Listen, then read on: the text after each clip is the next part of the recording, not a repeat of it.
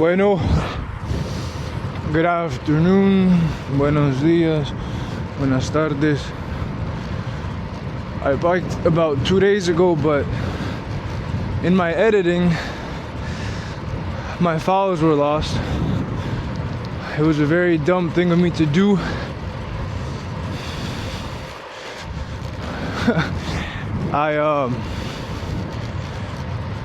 I got the SD card files, the videos, put them into Telemetry, and then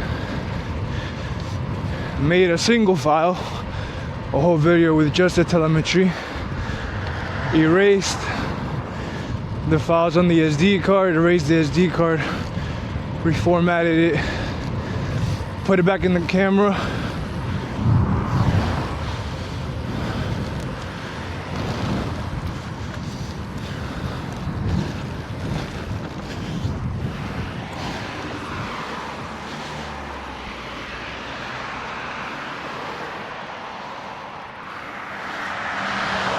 Put it back in the camera,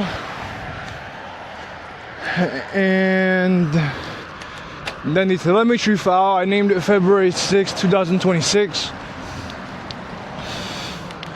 Saved it on my desktop, put it into Premiere Pro, did the captioning, and then saved it with the same name in the same directory on the desktop, February 6, 2026. And 30 seconds into it almost being exported and finally, done, the program crashed. And I lost all, I had no way to retrieve it from my SD card, retrieve it from another file, another location. Obviously, because the file that was going to be exported was going to replace the desktop file. It is what it is, It happens. But that day I was talking about chapter 2, finishing up chapter 1 of the Bhagavad-Gita, setting the scene at the Battle of Kurukshetra, and we got through about maybe 9 verses, I think, of chapter 2, but that little mishap made me realize maybe it's better to, because I got an app now called the Bhagavad-Gita, with verses, with English translations, with explanations, and it's a very good app. So I think it's just best to read you guys that like the verses from the app, as opposed to listening to the book of Bhagavad-Gita as it is. It's more simpler. I can explain it easier, so I'm going to wait, 141. Yeah. Let me pull up my app real quick.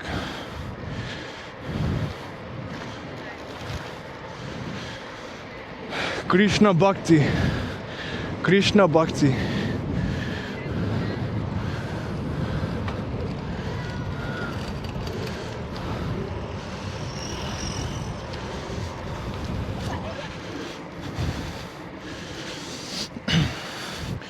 And this has helped me, reread chapter 1 and understand it fully.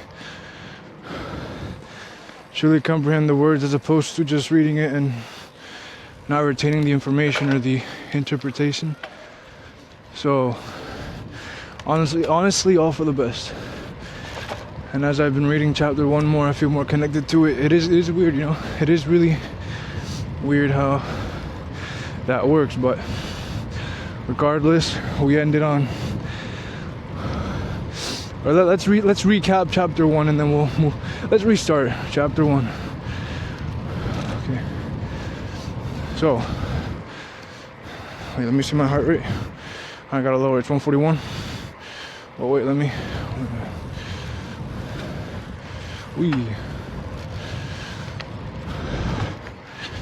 It's 147. Just give it a sec.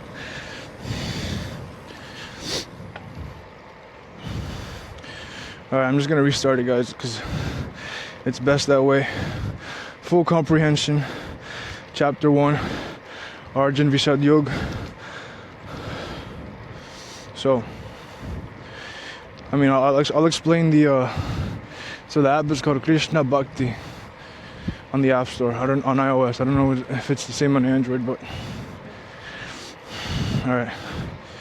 So a little bit of background: the Bhagavad-Gita, or the Song of God, was revealed by Lord Sri Krishna to Arjuna on the threshold of the epic battle. Wait one sec.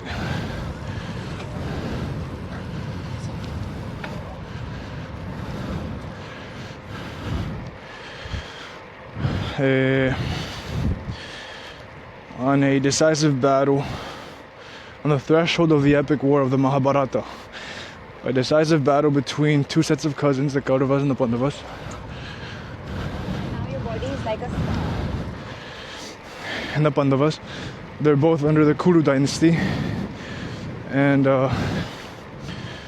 was about to commence on the battlefield of Kurukshetra. A very religious field. A detailed account of the reasons that led to such a colossal war is given under introduction, the setting of the Bhagavad-Gita. 145, yo, come on. How?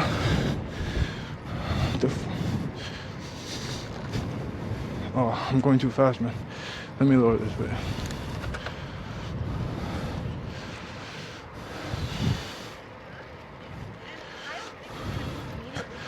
And the Bhagavad Gita is primarily a conversation between Lord Krishna and Arjuna.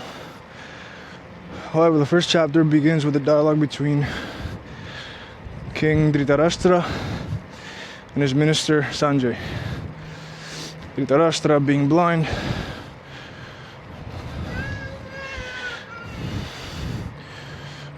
I gotta pay attention to where I'm going one sec. Being blind, did not leave his palace to Hastinapur, but was eager to know the ongoings of the battlefield. Sanjay was a disciple of sage Vedvyas, the author of the epic Mahabharata, and several other Hindu scriptures. Sage Vedvyas possessed the mystic ability to see and hear events occurring in distant places. He had bestowed upon Sanjay the miraculous power of distant vision. Therefore, Sanjay could see and hear what transpired on the battleground of Kurukshetra. Alright, I'm in zone 2. And gave a first-hand account to King Dhritarashtra while still being in his palace. Alright, so you guys understand that a little bit. The king of the Kurus, of the Kauravas, is blind, visually blind. And his minister, he can see the battlefield as if it was a TV in his mind, and he's explaining it to Dhritarashtra because Dhritarashtra inquired it. That's the first verse. The first verse is, Dhritarashtra said, "O Sanjay, after gathering on the holy field of Kurukshetra and desiring to fight, what did my sons and the sons of Pandu do?" So what did they do? So, and then it has some commentary, but I'll summarize it a little bit. Dhritarashtra, he knew about the battlefield. He knew it was happening in Kurukshetra, a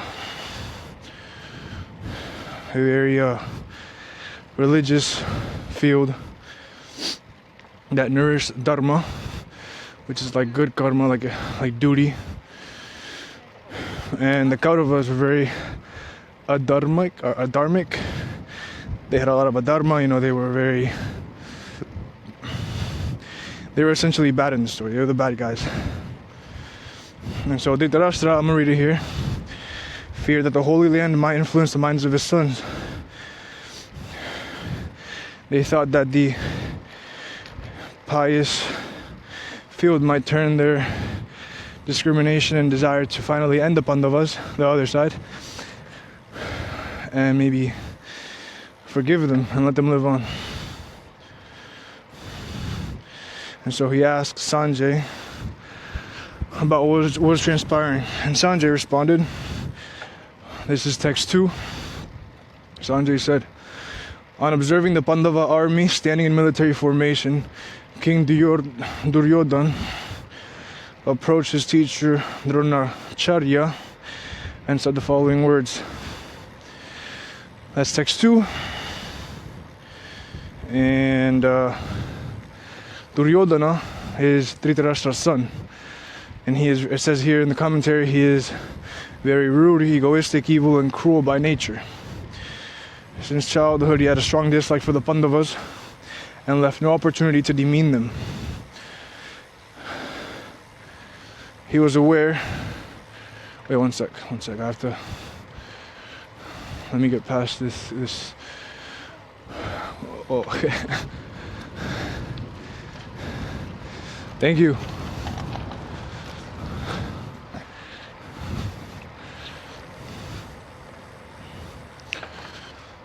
Let me get past this. All right. And Duryodhana, he saw the big army standing in front of him, the Pandavas, and he was baffled. He underestimated them. And so he approached his guru, his teacher, Dronacharya, and to sort of like show respect to him, at the same time calm his nerves, because he's very nervous right now, according to the commentary. I assume all this context comes from the Mahabharata, because I think if you blindly read just the text of the Bhagavad-Gita, I don't think you can fully understand the picture.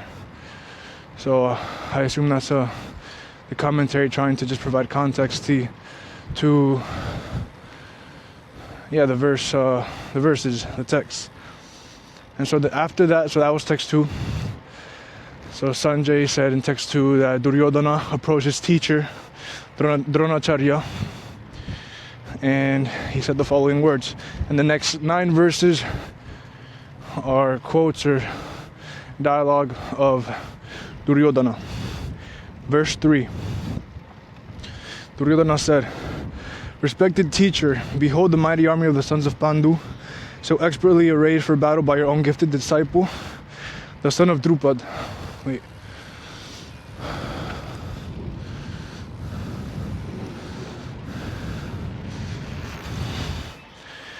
And so, Dhristadyumna. Okay, so the commander-in-chief in the Pandava army, according to this commentary on the app Krishna Bhakti, is Dhristadyumna, King Drupad's son. He was actually one of Dronacharya, so the general in which Duryodhana is talking to, he was actually one of his students. And so Duryodhana, the prince, the son of the king Dhritarashtra, is subtly reminding his teacher, Dronacharya, about the mistake that he committed in the past. Because many years back, Dronacharya, along with the Pandavas, defeated, it says here in the commentary, defeated King Drupad in a battle and took away half his kingdom. To avenge his defeat, Drupad performed a sacrifice to beget a son, to have a son. Dhristadyumna was born out of that sacrificial fire with a boon, or like a gift, I guess. What does boon mean? Let me look it up real quick. I already looked it up, I just gotta find it here. I'll just type it again. Boon. Like Benson Boone without the E, B-O-O-N. A benefit, blessing, or gift, something helpful or greatly desired. Synonyms: blessing, benefit, gift. Alright, so he was born with a boon that he would kill Dronacharya in the future, so his own teacher, the general on the Kaurava side, with whom Duryodhana is talking to. And even though Dronacharya was aware of this boon of Dhristadyumna, he still accepted to give his knowledge to Dhristadyumna. And so Duryodhana was reminding Dronacharya that even though Dhristadyumna was his student, his pupil, he was also Drupad's son with a boon to kill him. So reminding him that, hey, your student who was born and you gave all the knowledge to it, now he's commanding the armies of the Pandavas. He has a gift that he could kill you, or he probably will kill you. And so in that way, he's like telling him, hey, even though he's your, don't be lenient with him. Even though he's your student, he might have admiration for him as a person. You should not be lenient. Okay, that was text 3. Now, text 4. Text 4 through 6. Behold, in their ranks are many powerful warriors, like Yuyudan, Virat, and Drupad, wielding mighty bows and equal in military prowess to Bhima and Arjuna. Bhima and Arjuna. There are also accomplished heroes like Drishtaketu, Chekitan, the gallant king of Kashi, Purujit, Kuntiboj, and Shaibya, all the best of men. In their ranks, they also have the courageous Yudhamanyu, the gallant Uttamauja, the son of Subhadra, and the sons of Draupadi, who are all great warrior chiefs. And so, due to his anxiety, that was the end of it. Commentary. Due to his anxiety and his worry currently, Duryodhana wanted to just point out here.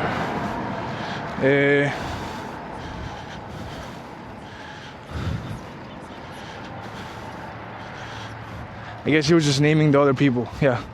Text 4 through 6 of chapter 1 is just him naming the great warriors of the Pandavas. Sort of calming his nerves, pointing them out. And then text 7. O best of Brahmins. This is still Duryodhana addressing or talking to Dronacharya. O best of Brahmins. Here too about the political... my bad. Here too, here as in listen, H-E-A-R. Here too about the principal generals on our side, who are especially qualified to lead. Those I now recount unto you. You'll realize in the Bhagavad-Gita, there's multiple... that was the end of the text, by the way. There's multiple ways that in Sanskrit you can call a person. You can call them son of this. You can call them killer of this demon. You can call them teacher or student of this. It's quite beautiful. It's really interesting how language works over there. Obviously you can't get a perfect translation to English, but they try their best, and they do explain it. So in the commentary, wait, let me pause for a sec. I'm gonna cross this road.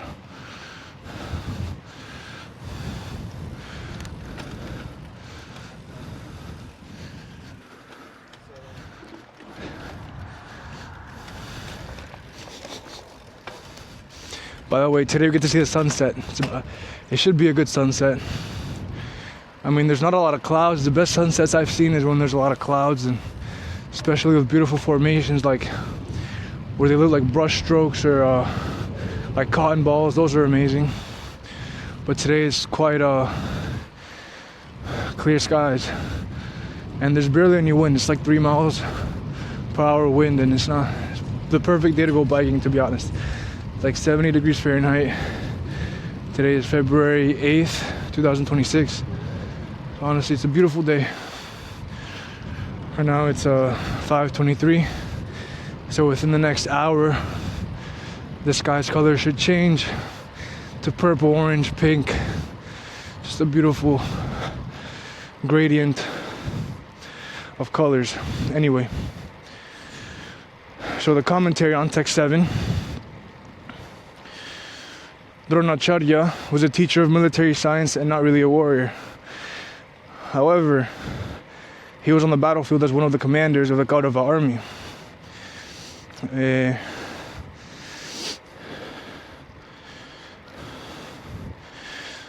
An impudent Duryodhana even doubted the loyalty of his own preceptor.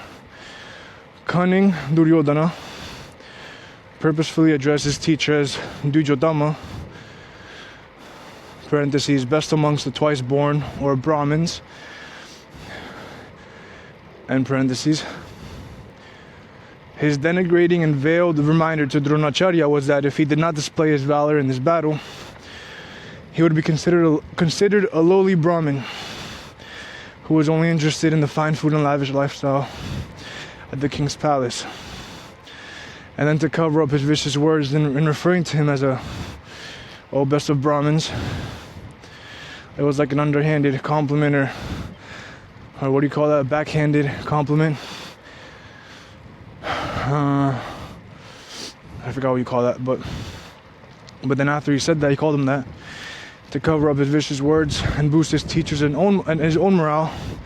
Duryodhana started naming all the great generals present on his side, on the Kaurava side, describing their valor and military experience. Verse 8. There are personalities like yourself, Bhishma, Karna, Kripa, Ashwatthama, Vikarna, and Burishrava, who are... Oh, fuck! Yo, that scroll scared me, yo. Who are ever victorious in battle. So these generals he was naming, I guess they've always won the battles that they've fought. Text 9. Also, there are many other heroic warriors who are prepared to lay down their lives for my sake. They are skilled in the art of warfare and equipped with various kinds of weapons. If I don't explain it, it's because there's no commentary on the verse. So I believe there's no need to explain anything in this case. Or at least I don't have any information or context to explain anything, so we just go on to the next text. Text 10. The strength of... Oh, give me a second.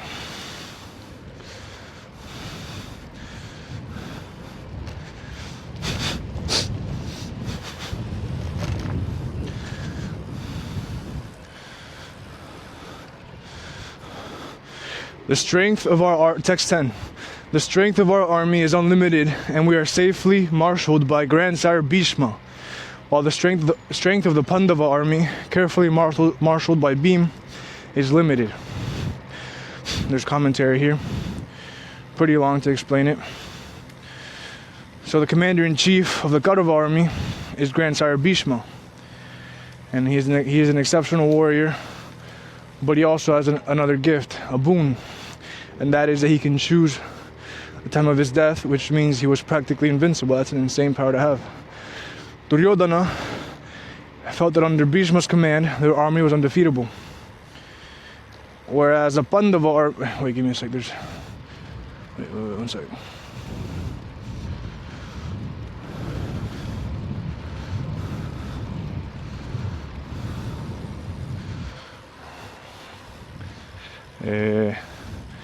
Whereas the Pandava army was secured by Duryodhana's sworn enemy, Bhima. Hence, he started comparing his grandfather Bhishma's strength to his cousin Bhima. So Bhishma and Bhima on the opposing sides.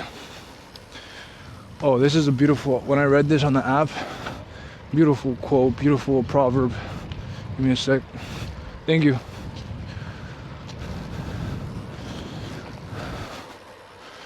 Vinash kale viprit buddhi, as the proverb goes, which means that when the end draws near, egoistic people indulge in vainglory instead of being humble and evaluating their situation. Yo, like, I don't know. Obviously, you get this wisdom from, I guess, experiencing life. But honestly, what a beautiful proverb there.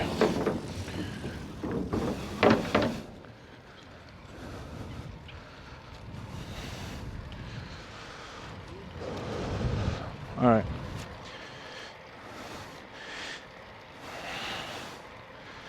And so this tragic irony of fate, so this proverb is reflected here in Duryodhana's self-aggrandizing statement that their army strength secured by Bhishma was unlimited. Wait one second. Wait.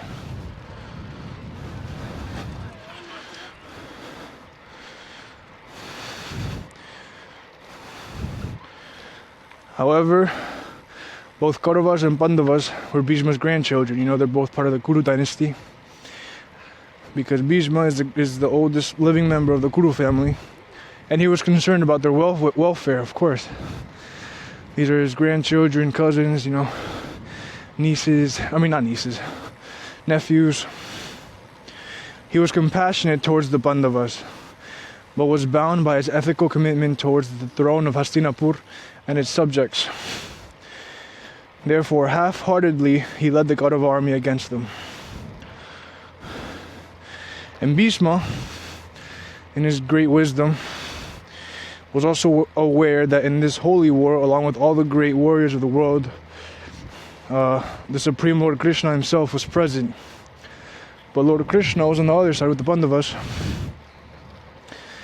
which meant that Dharma was on their side, on the Pandavas' side.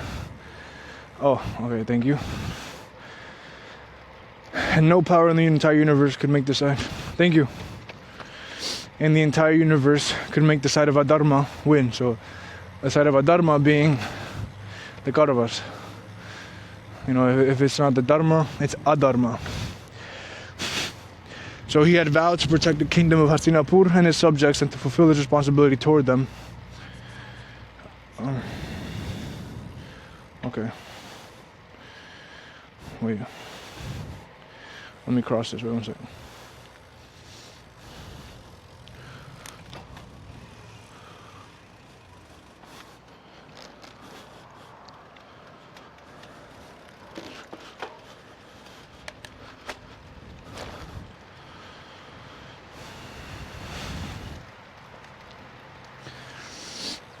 And so Bhishma, to fulfill his responsibility to the kingdom of Hastinapur and its subjects, even though he was aware of their wrongdoings, this decision to protect them and defend them accentuates his strength of character and enigmatic personality.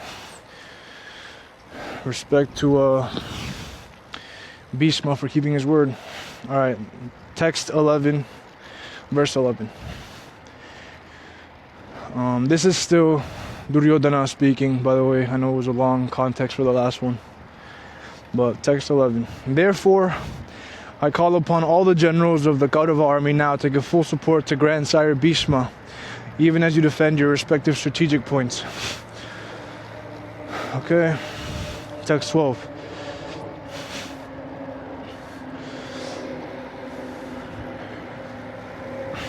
Duryodhana is not speaking in this text 12, by the way. So text 12. Then the grand old man of the Kuru dynasty, the glorious patriarch Bhishma, roared like a lion and blew his conch shell very loudly, giving joy to Duryodhana. And so Bhishma was aware that Duryodhana had no chance of victory. He knew that Krishna was on the other side. They had Dharma. They were bound to lose. But he understands that his grandnephew was very worried, and so he wanted to cheer him up.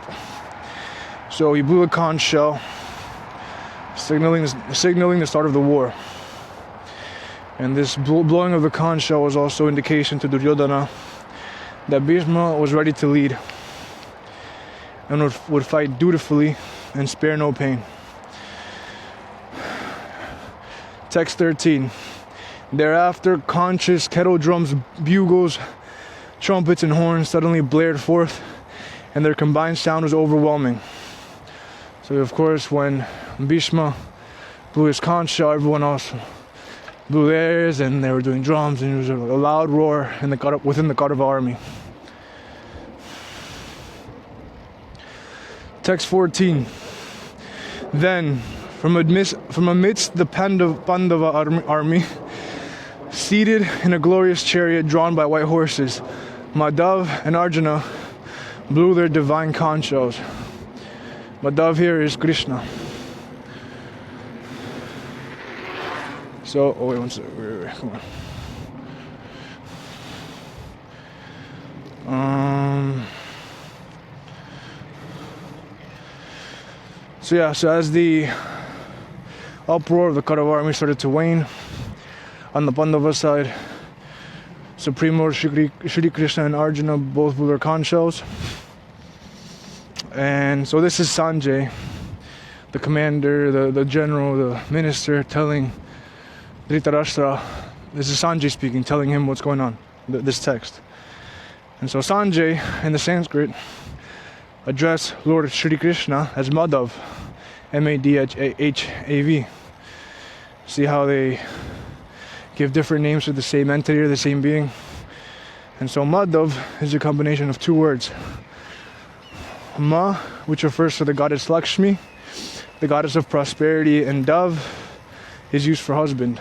So husband to Lakshmi. So goddess Lakshmi is Lord Vishnu's wife, who is one of the many forms of Shri Krishna.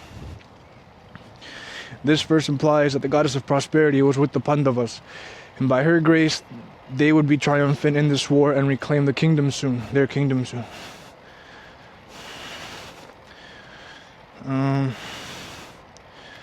And Arjuna in Sanskrit, in this verse, he was called the sons of King Pandu, or the Pandavas. The sons of King Pandu are called Pandavas. And so, yeah, in this, Arjuna was referred to as, if we look at the Sanskrit, Pandava. Alright, text, wait one sec, give me a sec.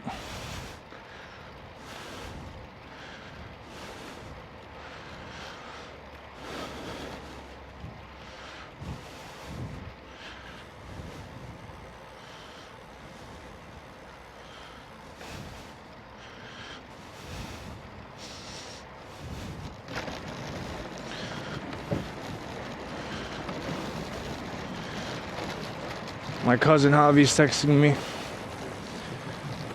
Wait.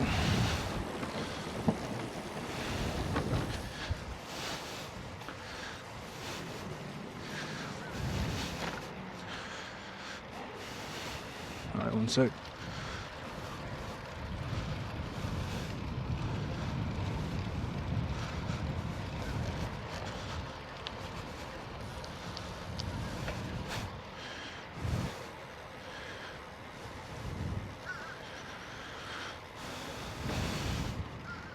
All right. Text 15. Hrishikesha blew his conch shell called Panchajanya, and Arjuna blew the Devaduta beam, the voracious eater and performer of Herculean tasks, blew his mighty conch called Paundra. God, I don't know why I got my nose stuff a little bit, whatever. And so in this verse, Shri Krishna is addressed as Hrishikesha, which I don't know if you guys saw my last video, but Hrishikesha means the Lord of the mind and the senses. He is aware, he is the sovereign master of everyone's mind and senses. Alright. Texts 16 through 18. These are similar to, it's just naming generals on the Pandavas, or warriors on the Pandava side. Give me a sec. Alright. King Yudhishthir blew the Ananta Vijay, while Nakul and Sahadev blew the Sughosh and Manipushpak. The excellent archer and king of Kashi, the great warrior of Shikandi, Drishtadyumna, Virat, and the invincible Satyaki, Drupad, the 5 sons of Draupadi, and the mighty armed Abhimanyu, son of Subhadra, all blew their respective conch shells, O ruler of the earth. Okay, so this is still Sanjay speaking to Dhritarashtra. And so some commentary.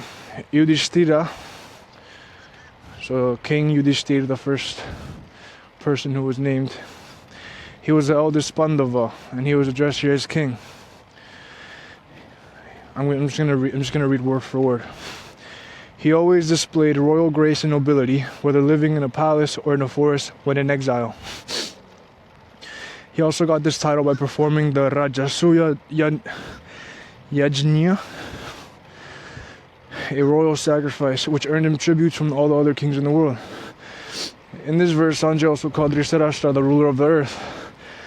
The real reason for this appellation was to remind him of his duties as the ruler of the country. With so many kings and princes participating from both sides in this war, it was as if the entire earth was split into 2 parties. It was definite that this mammoth war would cause irreversible destruction. The only person who could stop that war at this juncture was Dhritarashtra. And Sanjay wanted to know if he was willing to do that. Alright, verse 19. The terrific sound, give me a sec. The terrific sound thundered across the sky and the earth and shattered the hearts of your sons, O Dhritarashtra. So, oh my bad. So in verses 16 through 18, they blew their conch shells. The Pandava army essentially, caused pandemonium and were roaring with their instruments and voices and screams and yeah. And so text 19 again, the terrific sound thundered across the sky and the earth and shattered the hearts of your sons, O Dhritarashtra. And so Sanjay in this verse told Dhritarashtra that the conch shells were shattering, of the Pandavas, were shattering the hearts of his own sons, of the Kauravas. However, if you notice, he never mentioned how the conch shells of the Kauravas, they never impacted the morale or the hearts of the Pandavas.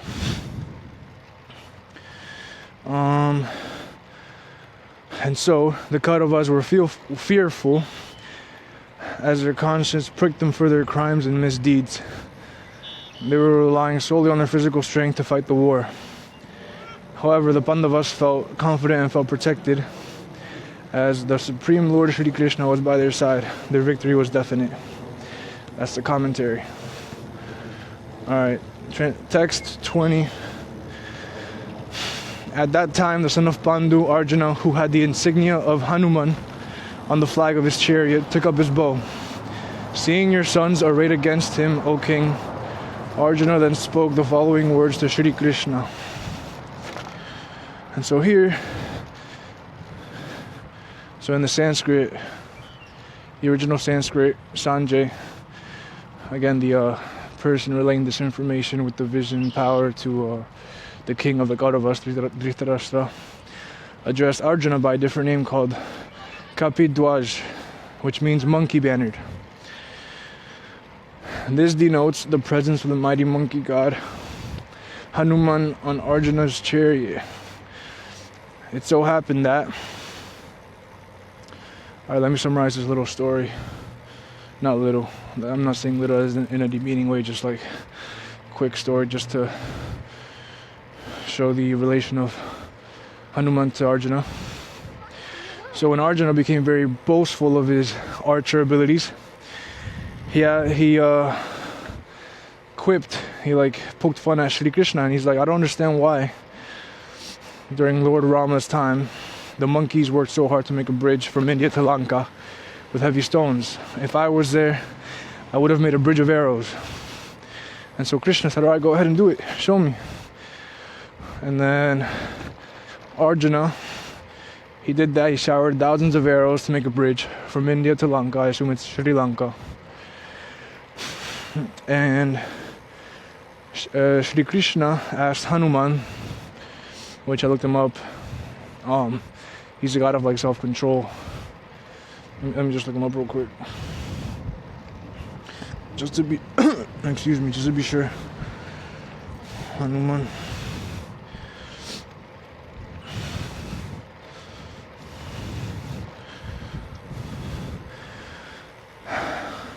He symbolizes strength, humility, courage, and an unwavering devotion, bhakti.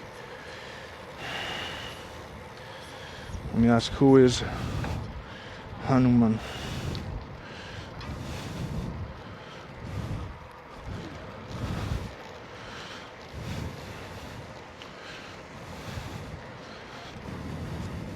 .114.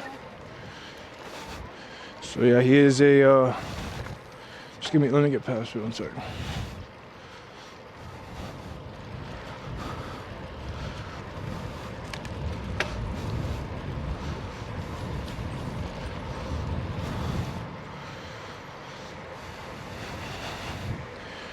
All right.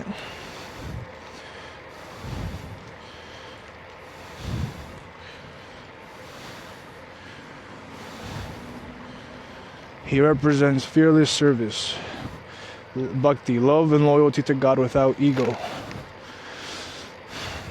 Alright, so Hanuman. Krishna called upon Hanuman for the job to test that bridge of arrows. And as soon as Hanuman started walking on the bridge, it started crumbling. Arjuna realized that the bridge of arrows could not hold the weight of his army, and so he asked for forgiveness. Subsequently, Hanuman gave Arjuna lessons on being humble and never be proud of his skills. He also granted Arjuna a boon that during the Great War, he would seat himself on Arjuna's chariot, this being himself Hanuman. Therefore, Arjuna's chariot flag called the insignia of the great Hanuman. So that's why they addressed him, or Sanjay in the Sanskrit addressed him as Kapidwaj, or monkey bannered. Alright, verse 21. Arjuna said, O infallible one, please take my chariot to the middle of both armies, so that I may look at the warriors arrayed for battle, whom I must fight in this great combat. Commentary. Wait one sec, this guy.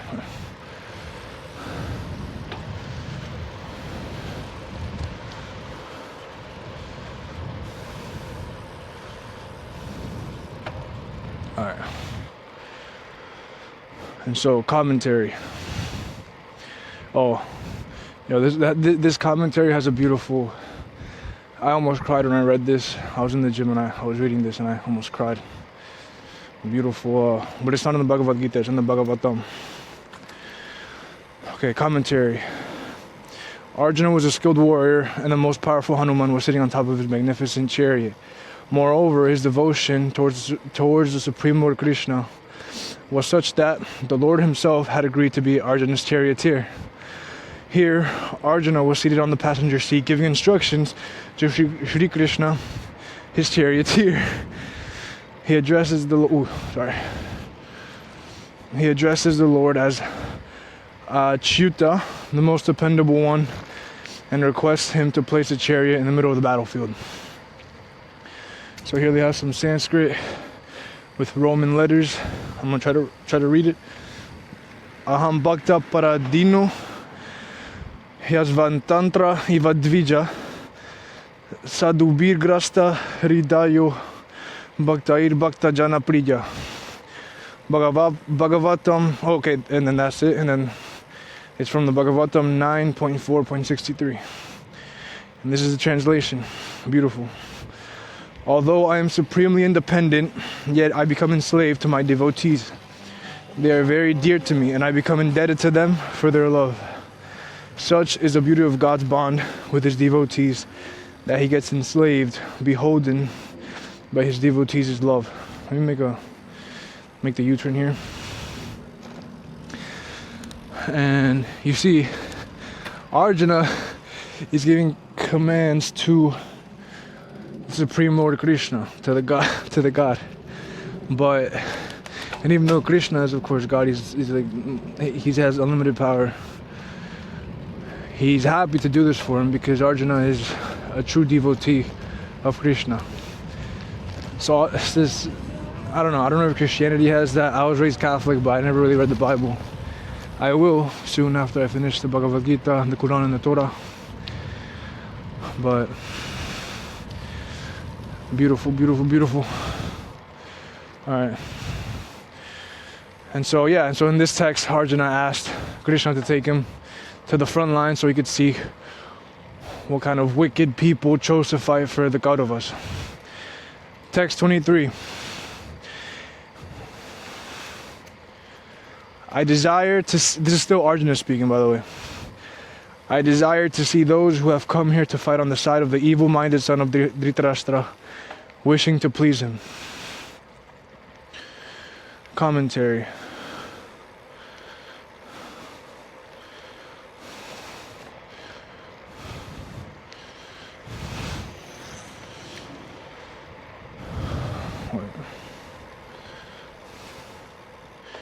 And so, now the commentary is just Arjuna wanted to see all those who had taken the side of injustice. He wanted to punish them equally. And because since they chose to be on the wrong side, none of them would be spared. Verse 24. Sanjaya. Yeah, I don't know why I said Sanjay all this time. It's Sanjaya. They cut off the last A in this translation. And I asked ChatGPT which one's the correct one, like Arjun or Arjuna. Chat said it was Arjuna, so I don't know why I took it away from Sanjay as well. So, but Sanjaya said, oh, this is text 24. Sanjaya said, O Dhritarashtra, having thus been addressed by Arjuna, the conqueror of sleep, Sri Krishna then drew the magnificent chariot between the two armies. Alright. Text 25.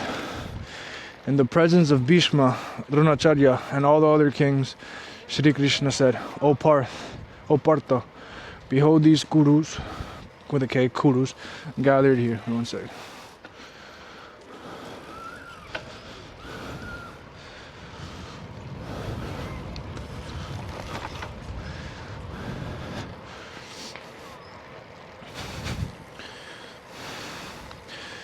Commentary.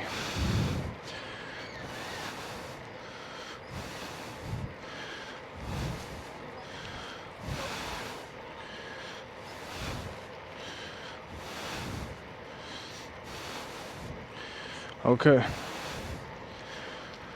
So in this case, Sri Krishna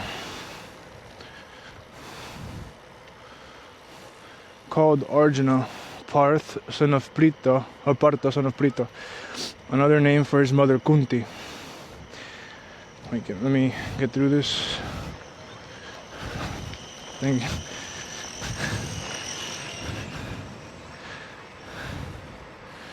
Wait, 1 sec.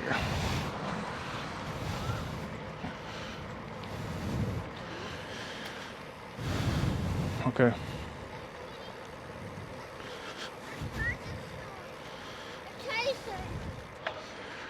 And then Krishna pointed to the other warriors like Bhishma, Dronacharya, the guy that Duryodhana was talking to. Wait. Sorry, I just gotta be lifting up my head to see my phone and then see the people, the pedestrians walking to make sure I don't crash. And then, I can't see with these glasses.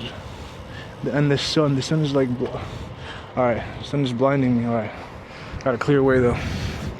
Okay, so you notice in this text that Krishna, he pointed to the other kings and warriors and deliberately used the word Kuru. Wait 1 second.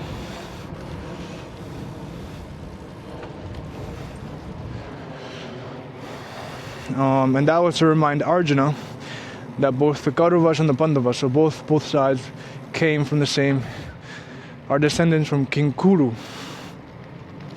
So he was showing him that the enemy, they were eager to kill the Pandavas. His own family was eager to kill, the Pandavas. And so it says here, the omniscient Lord was sowing the seed of delusion in Arjuna's mind, only to eliminate it later. He was preparing the ground for the gospel he was about to preach, the Bhagavad-Gita, which would benefit the future generations in the age of Kali. Alright, text 26. There, Arjuna could see stationed in both armies his fathers, grandfathers, teachers, maternal uncles, brothers, cousins, sons, nephews, grandnephews, friends, fathers-in-law, and well-wishers. Text 27. Seeing all of his relatives present there, Arjuna, the son of Kunti, was overwhelmed with compassion and with deep sorrows. What? Let me repeat that. Sorry. Seeing all his relatives present there, Arjuna, the son of Kunti, was overwhelmed with compassion and with deep sorrow, spoke the following words.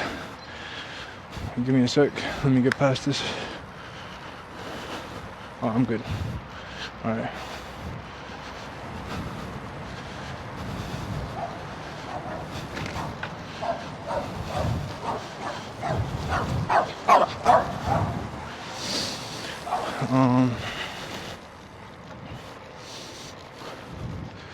And so Sri Krishna's words had the desired effect on Arjuna.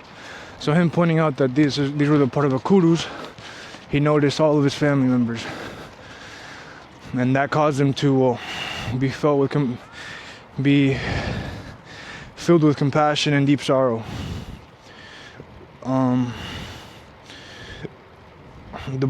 it says here in the commentary, the brave warrior who wanted to punish the Kauravas for all their wickedness a few minutes back suddenly became fearful.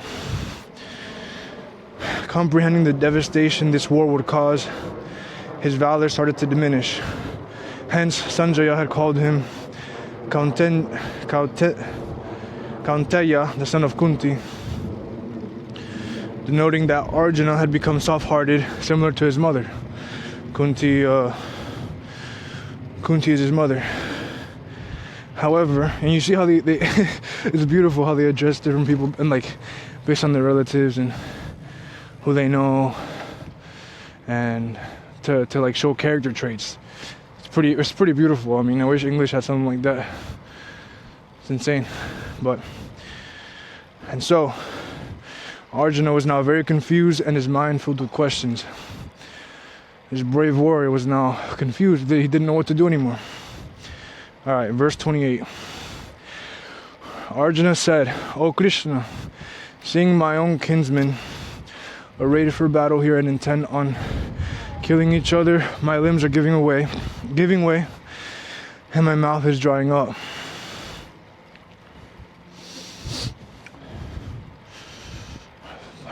Oh wait, give me a sec.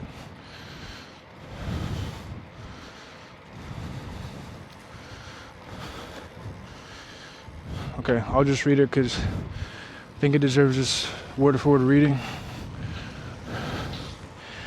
Arjuna realized that all the warriors on the battlefield ready to shed blood were none other than his own relatives, friends, and family.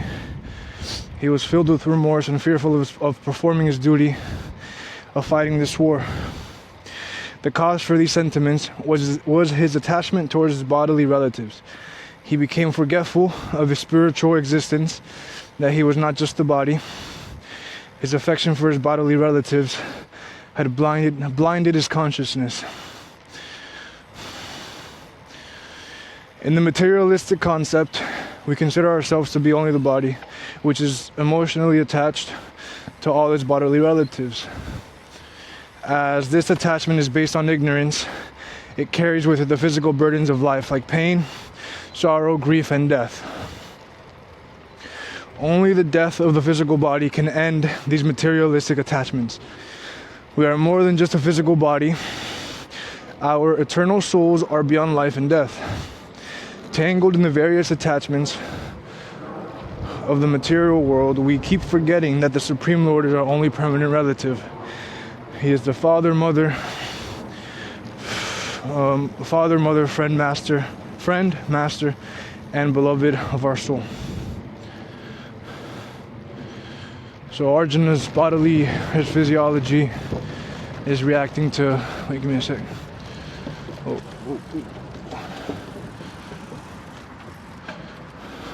Sorry.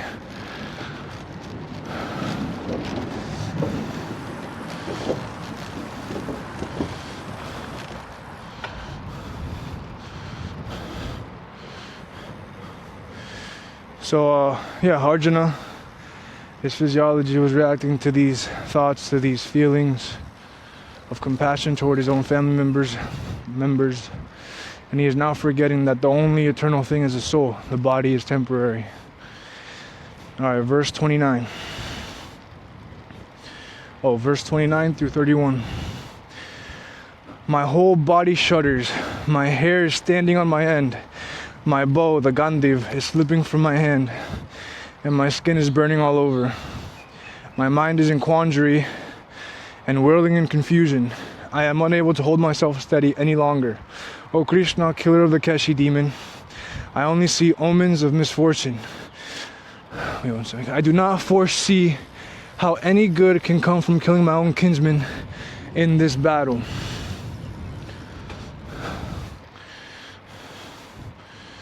Oh man. Wait.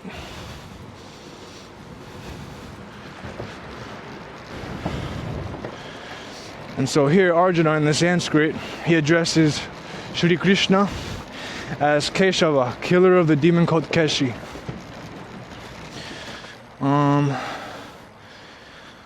But for Arjuna, The thought of killing his own relatives troubled him so much that he was dropping his bow, and he was trembling. And Gandiv, his bow, could emit sounds that petrified even the most powerful enemies. Pretty cool. And he started to see only bad omens, indicating severe devastation. Thus, he felt it would be a sin to engage in such a battle. Okay, I love these texts. Chapter 1, verses 32 to 33. O Krishna, I do not desire victory, kingdom, or the happiness accruing to it. Of what avail will be a kingdom, pleasures, or even life itself, when the very persons for whom we covet them are standing before us for battle? I did not serve that justice, but whatever. Commentary. So, taking away someone's life itself is immoral, and killing a relative is considered even more sinful. Arjuna was in a dilemma. What would he gain with victory achieved by such a heinous act? Excuse me. No, what? It would not give him any joy, as he would have lost all the people who mattered to him. Detachment to worldly assets is a commendable virtue. Even though Arjuna's thoughts were moral and virtuous, there were no spiritual sentiments. It was all bodily. They were budding out of compassion and attachment towards his relatives. Spiritual sentiments bestow peace, harmony, and happiness to a soul. However, Arjuna's situation was not such. He was disillusioned, confused, and losing control over his body and mind. I wanna repeat the verses 32 to 33. Because I think if we were in that same situation and we were of sound character and moral principle, and we had that in our character, we would react in a similar manner. But I'll repeat it. O Krishna, I do not desire victory, kingdom, or the happiness accruing to it. Of what avail will be a kingdom, pleasures, or even life itself, when the very persons for whom we covet them are standing before us for battle? I agree, Arjuna. I agree. Alright. Text 34 through 35. Teachers, fathers, sons, grandfathers, maternal uncles, grandsons, fathers-in-law, grandnephews, brothers-in-law, and other kinsmen are present here, staking their lives in riches. Oh, Madhusudan, I do not wish to slay them, even if they attack me. If we kill the sons of Dhritarashtra, what satisfaction will we derive from the dominion over the three worlds? What to speak of this earth?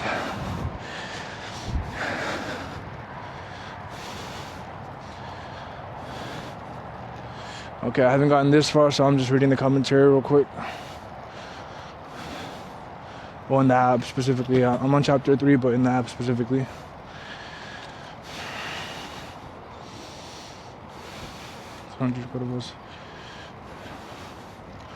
So yeah, Arjuna looked, and his teachers, his family members, they were all there.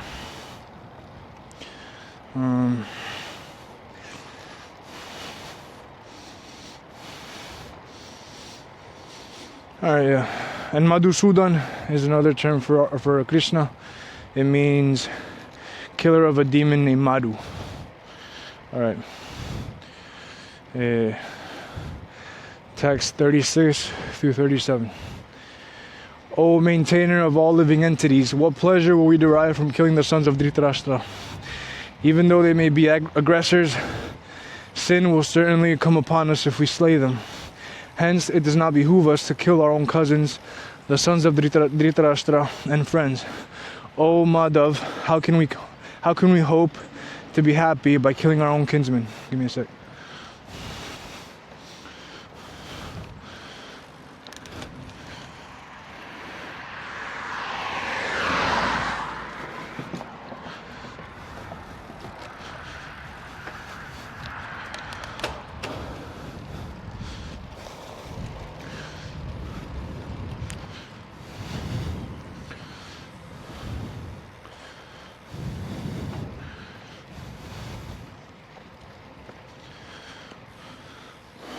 Alright.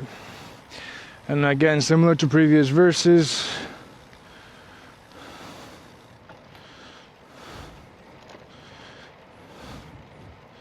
yeah,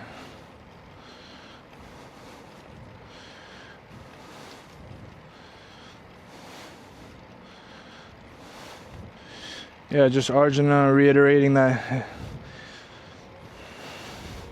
he does not want to kill his own relatives.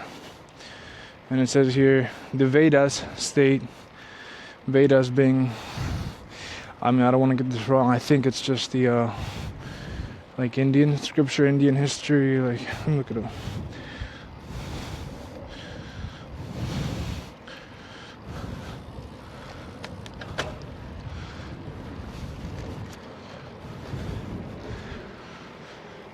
The Vedas are the oldest and most foundational scriptures of Hinduism.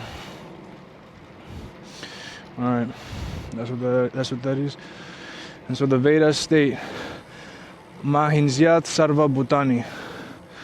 Do not kill any living being. That's what that means. And then it says, wait one second, give me a second.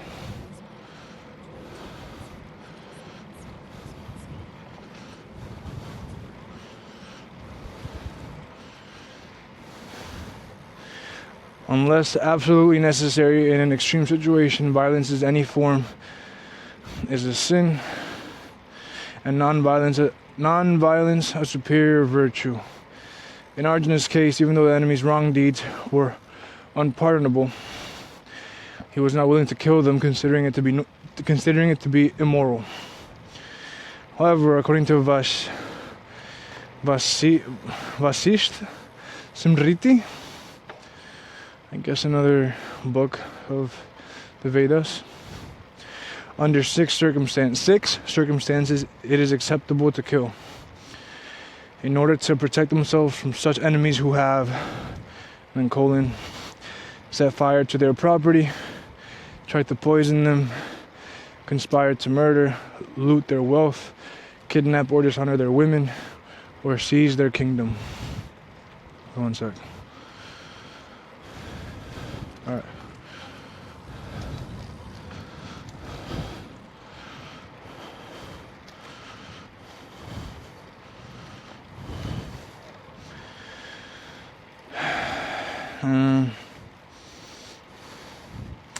Even in the Manusmriti, I assume another religious text, mentions that it is not considered a sin if someone kills an attacker in self-defense. Alright. So Krishna is worrying, but he should not worry. Okay. Verses 38 through 39. Actually, I'm going to stop right there. One, I haven't gotten this far in the app, and I want to have full context before I can explain any commentary within the app. How's it going?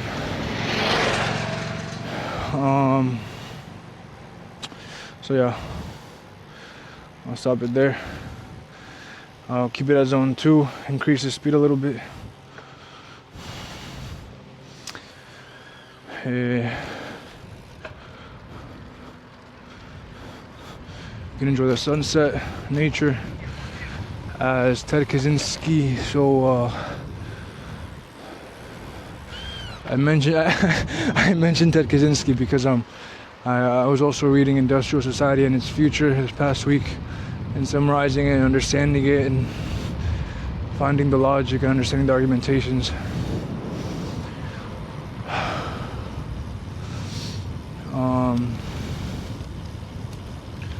I think it's flawed. I think the main question you gotta ask yourself when you're reading that is, did society, industrial society, and technological society, did that create the symptoms that Ted mentions in his manifesto, or did it allow for it? These symptoms being widespread isolation, depression, low self-esteem, increase in drug use, human consumption, excessive consumption of anything, video games, media, food,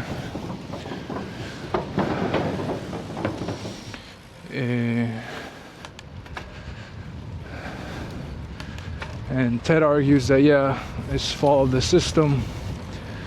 And he does mention it that if his revolution were to happen, you have to blame the elites and the system for the behavior and the consumption of the common people, of the people, the majority, in order to get them on the revolutionary side. Wait one sec.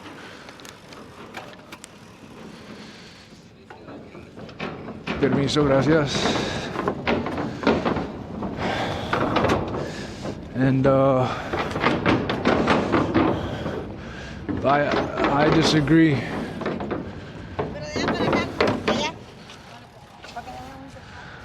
I disagree. I mean, sure, humans are very I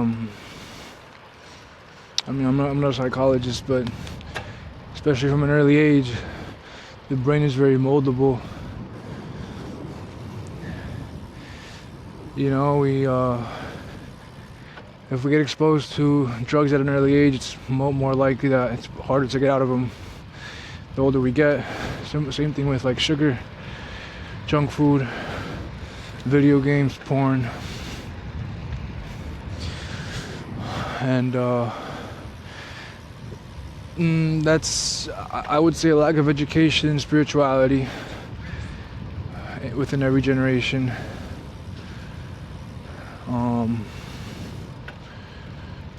And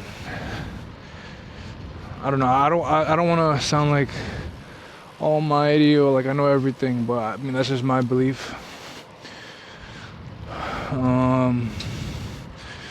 So the solution is not the downfall or the breakdown of the entire system, the technological industrial system, society. Excuse me.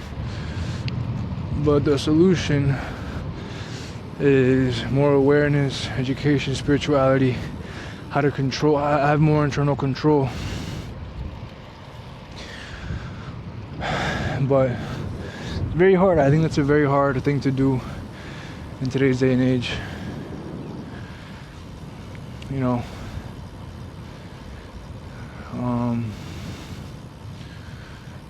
And so yeah, the symptoms are, and the diagnosis that he gives society, I think, is valid. It is valid.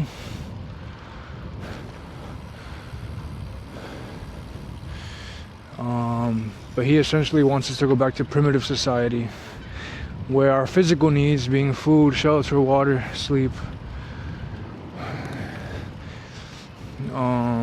if we on a daily basis have to earn those, have to hustle for those, work for those, it will give us, one, a sense of purpose, and two, that's all we need, he says.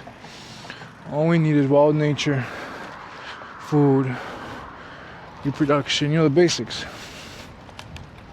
And now that the system has allowed for, how's it going? Allowed for those physical basic needs to be met,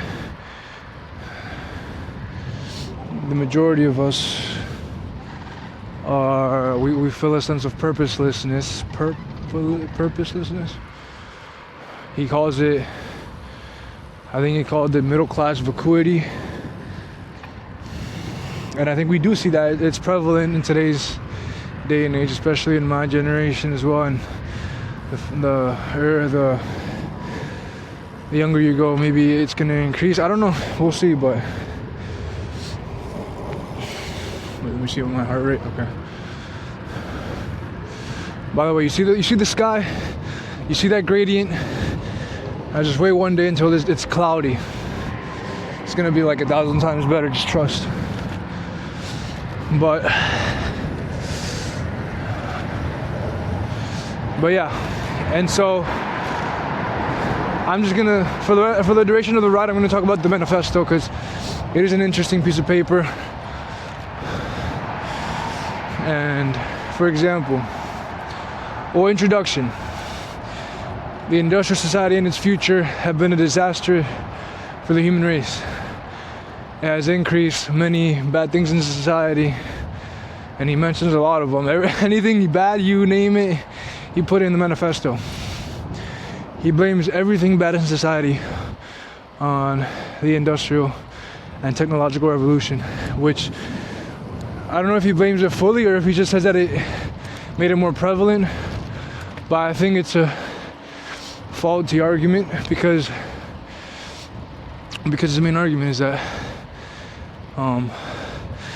this industrial society have caused man-made regulation, man-made systems that everyone doesn't have control over it, doesn't have autonomy over it. For example, and he says everyone, even the elites, they have to maintain the system. The system has to maintain itself, and we as humans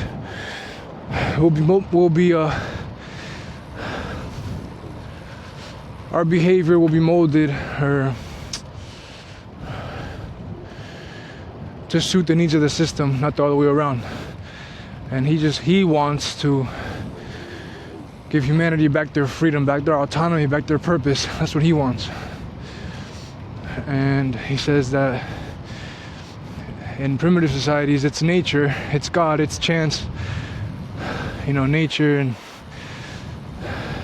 and as a man, or as humans, we're fine with that. We're fine with having to control our environment and having to defend ourselves from the environment, from natural environment. But from man-made things and he gives plenty of examples. For example, nuclear waste from a plant 10 miles away that we have no control over, that's gonna harm our drinking water, our atmosphere, and it makes sense. Look at all those cities with a bunch of pollution and everyone has higher rates of cancer within that city.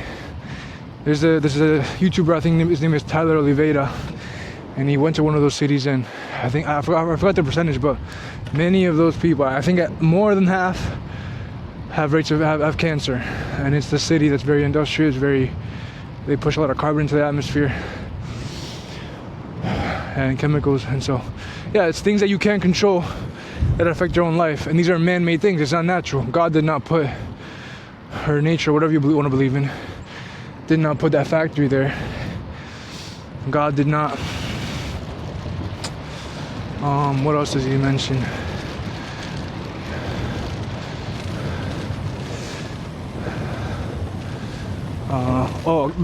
Beautiful example is a car example.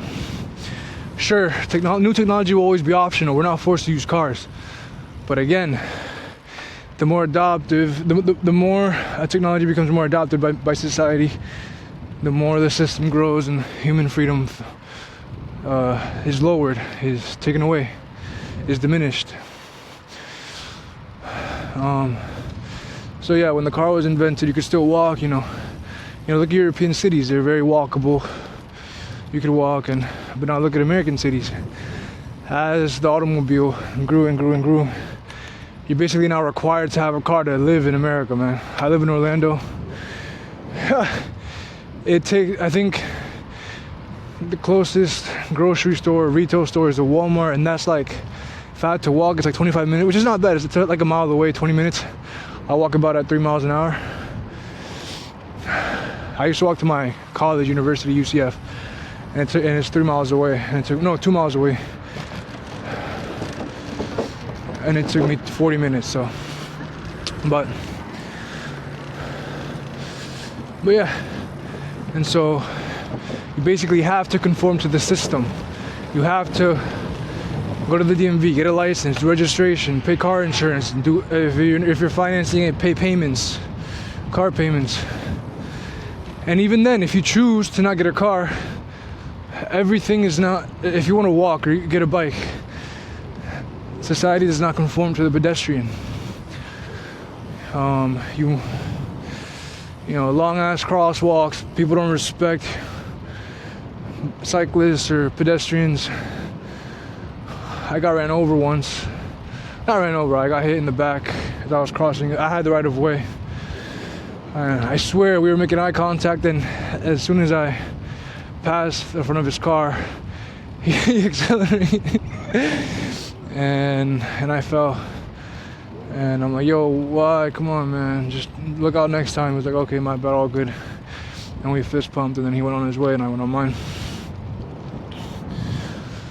But you see, Even if I didn't want a car, it's not an option anymore, man. It really isn't. If I want to go get a new Social Security, or go to get my divorce done, if I was going through a divorce, that downtown area in Orlando where I have to go to the court, it's about half an hour away in car. It's about like 9-10 miles away. And what can I do? I can't walk there. I mean, I can, but come on. And yeah, that's one example. So, big tangent back to human freedom cannot exist in this society. And he gives plenty of other examples. And every new technology that is introduced, we think is good. Cure for diabetes, oh yeah, let's do that. And then this claim is a bit harsh, but it is true, I would say, that if there is a cure for diabetes, natural selection won't take the gene of diabetes out of the gene pool. Now, I don't know how that works, because I'm pretty sure you can still eat a lot of sugar and get diabetes and then pass that on, but another one is, for example, one second. Sorry. See, sorry. Thank you.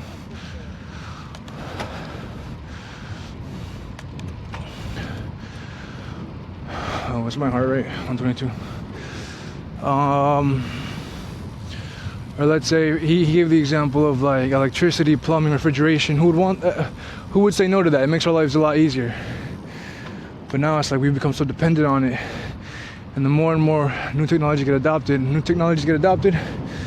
the more and more our freedoms are restricted. The more and more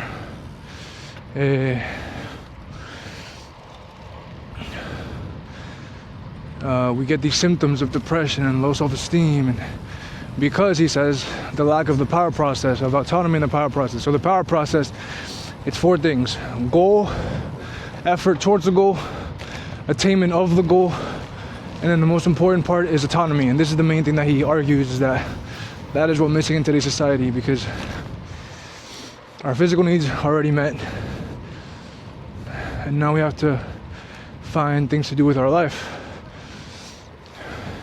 It's part of the human condition where we want to have purpose, we want to feel like fulfilled and do things that have meaning.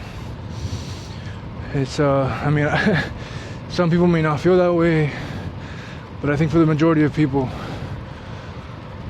in order to be confident and happy and at peace with oneself, that is a condition, that is something that one must go through. He says the lack of opportunity to go through that process is due to the industrial technological society. And then he further claims that the lack of autonomy, that even though we are given autonomy, for example, in our corporate jobs or any surrogate activity, he so claims, defines it, a surrogate activity being like what I think are just passions. For example, if you want to go cave diving or surfing, or for me biking or play a sport, these are all surrogate activities. I forgot how he defined it specifically, but I believe it was if the goal doesn't take you towards your goal, your physical needs, like again food, love, reproduction, all that stuff, sleep, like, then it's surrogate. And we will always want to chase the next achievement within that surrogate activity. So like, he really goes after technophiles and scientists, because, well, they're supposed to be they're the ones advancing the society, right? And he argues that their argument, or their desire to study and find new inventions and all that stuff, it's not because they do it for the benefit of humanity. They're not fulfilling some need for humanity. They're doing it just for their own pleasure, for their own fulfillment of, yeah, my discoveries, my science, my research has been applied to humanity, and and I don't care of the outcomes, even if they're bad or good. The point is my work has been useful in some way. And I think it's a valid take. He mentioned how if funds toward postgraduate research went away for a scientist, he would probably not pursue that science. He would instead, and he says, become an insurance broker and care a lot more about insurance and how insurance works than his science. And I think it makes sense. I mean, look at today, all these STEM geniuses, where are they going? There was an article I think I saw recently about they're going to finance, consulting, or big tech, like just programming. And so they're draining the brains from, which I think, I mean, I don't think Ted would care that they're taking away engineers from, you know, their fields. But it just proves a point that these engineers and scientists are going after the money. They could give a shit about, my bad, I shouldn't curse on this channel. They could care less about the advancement of humanity, and they just want a stable life, which is valid. Again, it's also a valid reasoning. I'd probably do the same thing as well. You know, and so again, that feeds into the system. He makes it very clear. No one is at fault here, not even the elites. It is the system in itself. The system that just feeds into itself because a new technology emerges. People see it as good for humanity, which in the beginning it is. But as it becomes used widespread, the more we adhere to it, the more the small community loses power, and the more globalized we become and all this stuff. And all valid points, I think. A good analysis of society. And this was in the 90s. This was 1996, I believe, September 19th, 1996 or 94, where he published this. Or it was published in the New York Times and the Wall Street Journal.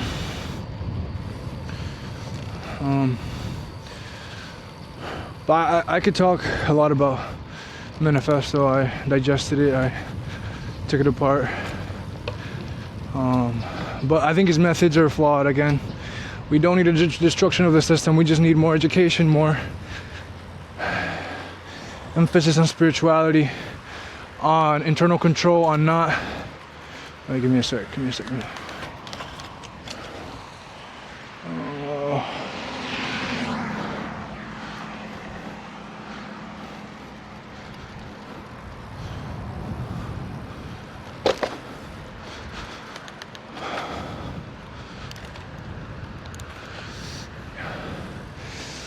Like more internal reflecting,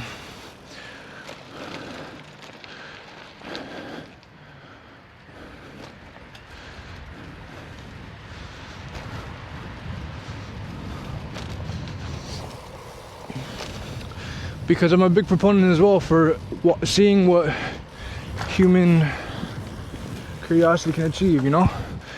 And I think he mentions this in the Manifesto, how technology has more priority than freedom in the human condition and, you know, what we want.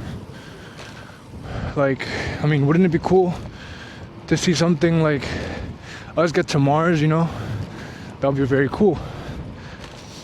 But that requires a complex, monolithic, unified global system, you know?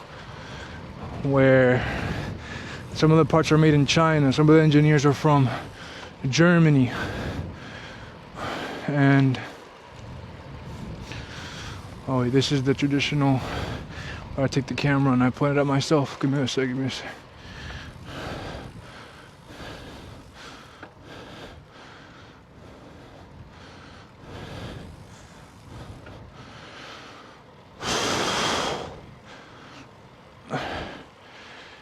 Okay, easy. There's a sunset. I mean, you barely see it, but watch. One day when it's cloudy, it's gonna be very beautiful.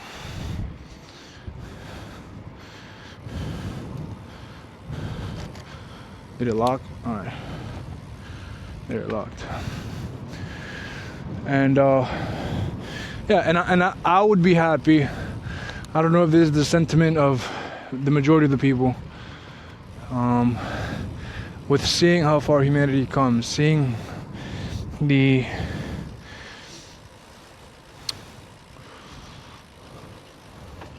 trail. There's words for this stuff. The trailblazing, the tenacity, the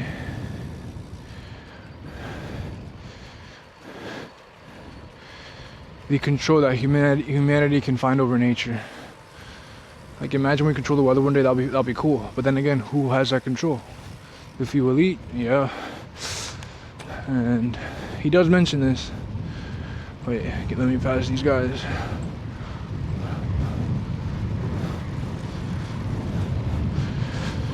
He does mention this, how if this industrial society were to continue and there's no revolution, well, then all this technology are going to be hands in the very few elite, and they can either do two things. If they're ruthless, they'll slowly cause a mass extinction of the population, the mass population, you know, billions and billions. If they're not ruthless, and he calls them, I think, liberals, or if they have pity upon humans, then they will just let it be. Population will grow, but due to all these problems, they essentially, these powerful people, if they have pity, they'll what did he say? He said they'll something, the status of domesticated animals. We will be downgraded or degraded to the status of domestic animals. Because we will be on drugs, we don't have control in this society, which is a whole conversation in itself about free will.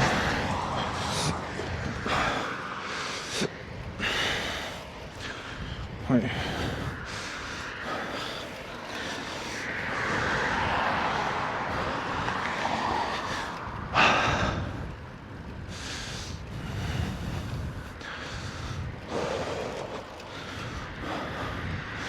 But very interesting takes, very interesting, makes you think a lot about the human condition, about the future of society.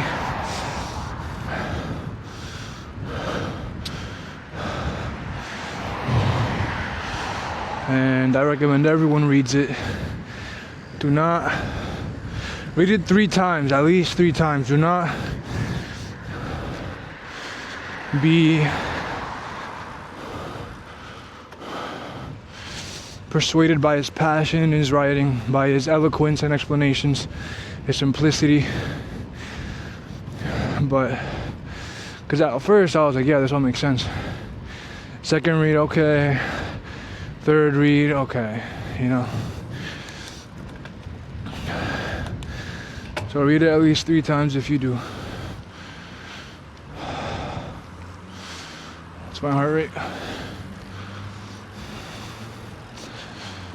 And I know I'm a very fortunate man to have such free time in my day to study these things. I know not everyone can study because they have other things to worry about, like rent and the next paycheck and all that. One sec. Thank you. You know, I've been very fortunate to have a very supporting and united family, an amazing mom, and I'm always grateful. So I guess this video or this series of me talking about these ideas is a way to but bring up the discussion of these ideas. You know,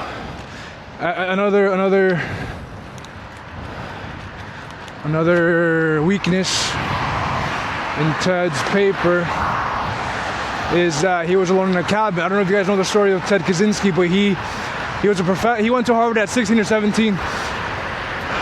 Then became a professor, and then secluded himself in a cabin. I think it was in Washington State, amongst nature. And he was a Unabomber. He would send bombs to certain people who pushed this agenda of the industrial technological society. He killed 3 people. He justified it by saying that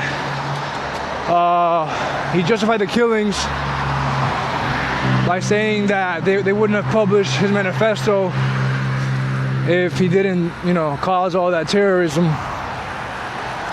Now, if you think that's valid or not, it's your own decision. I personally think he is right. If some guy just sent a manifesto to the New York Times and Wall Street Journal and said publish this, no one's gonna care.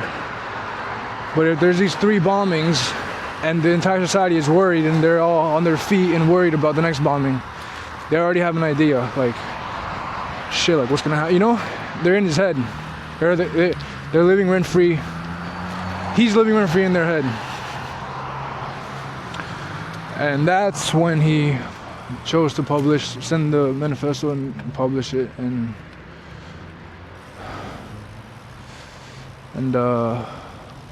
yeah, obviously it's very disgraceful, very a bad act.